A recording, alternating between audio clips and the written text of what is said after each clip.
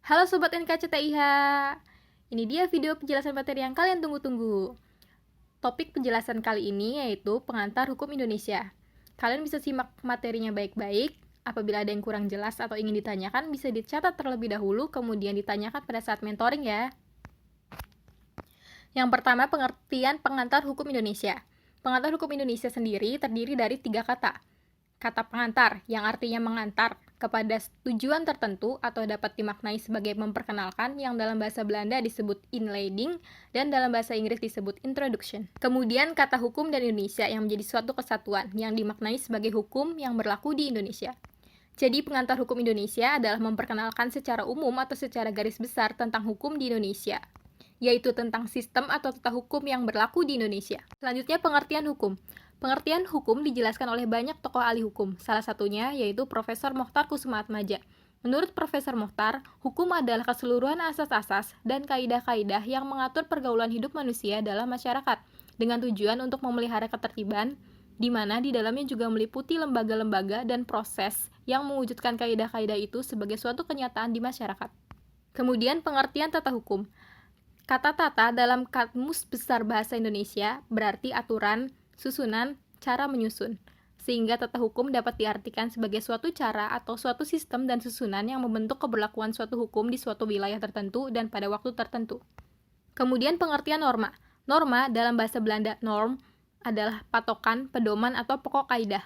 Norma adalah kaidah yang menjadi sebuah petunjuk pedoman untuk seseorang dalam bertindak atau tidak bertindak, serta bertingkah atau tidak, serta bertingkah laku dalam kehidupan di lingkungan masyarakat, seperti norma kesopanan, norma hukum, dan norma agama. Selanjutnya unsur-unsur hukum. Berdasarkan pengertian menurut Profesor Mochtar Kusumaatmadja, unsur-unsur hukum dapat diuraikan sebagai berikut. Yang pertama, pengaturan yang berisi asas-asas dan kaidah-kaidah atau norma, kemudian lembaga dan proses, di mana proses tersebut merupakan proses bagaimana hukum itu ditegakkan. Selanjutnya, fungsi hukum. Fungsi hukum menurut Friedman terdiri dari yaitu yang pertama, sebagai pengawasan atau pengendalian sosial, yang kedua sebagai penyelesaian sengketa, dan yang ketiga sebagai rekayasa sosial. Bahasan selanjutnya mengenai sistem hukum. Sistem hukum yang berlaku di dunia terdiri dari 3 macam. Yang pertama, sistem hukum Anglo-Saxon atau common law. Sistem hukum ini berlaku di negara Inggris dan negara-negara jajahannya, di mana dalam sistem hukum Anglo-Saxon sumber utamanya adalah putusan hakim atau pengadilan atau jurisprudensi. Putusan hakim mewujudkan kepastian hukum. Kemudian melalui putusan hakim itu, prinsip dan kaidah hukum itu dibentuk dan mengikat umum. Dalam sistem hukum Anglo-Saxon, hakim mempunyai peranan penting dalam menciptakan kaidah hukum yang mengatur tata kehidupan masyarakat. Sistem hukum yang kedua yaitu sistem hukum Eropa kontinental atau civil law. Dalam sistem hukum ini mengutamakan hukum tertulis, yaitu peraturan perundang-undangan sebagai dasar utama sistem hukumnya. Dalam sistem hukum ini, hakim tidak bebas dalam menciptakan hukum baru, karena hakim hanya menerapkan dan menafsirkan peraturan yang ada berdasarkan wewenang yang ada padanya. Putusan hakim tidak mengikat umum, tetapi hanya mengikat para pihak yang berperkara saja. Pembahasan selanjutnya mengenai klasifikasi hukum. Klasifikasi hukum menurut Kansil dalam bukunya Pengantar Hukum Indonesia yaitu sebagai berikut. Yang pertama, klasifikasi hukum menurut sumbernya, yaitu terdiri dari hukum undang-undang, hukum kebiasaan, hukum traktat, dan hukum jurisprudensi.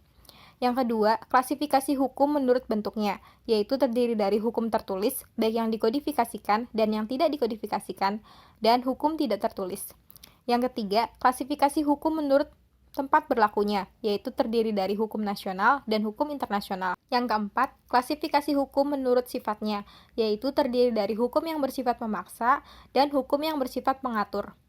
Yang kelima, klasifikasi hukum menurut waktu berlakunya, yaitu terdiri dari ius constitutum, yaitu hukum yang berlaku pada suatu waktu tertentu, dan ius constituendum, yaitu hukum yang dicita-citakan. Yang keenam, klasifikasi hukum menurut isinya, terdiri dari hukum privat dan hukum publik. Kemudian ruang lingkup pengantar hukum Indonesia, terdiri dari hukum tata negara, hukum administrasi negara, hukum perdata, hukum pidana, hukum dagang, hukum agraria, hukum acara pidana, hukum acara perdata, hukum acara tata usaha negara, hukum perdata internasional. Nah, itu dia materi yang dapat saya sampaikan untuk NKCTIH kali ini.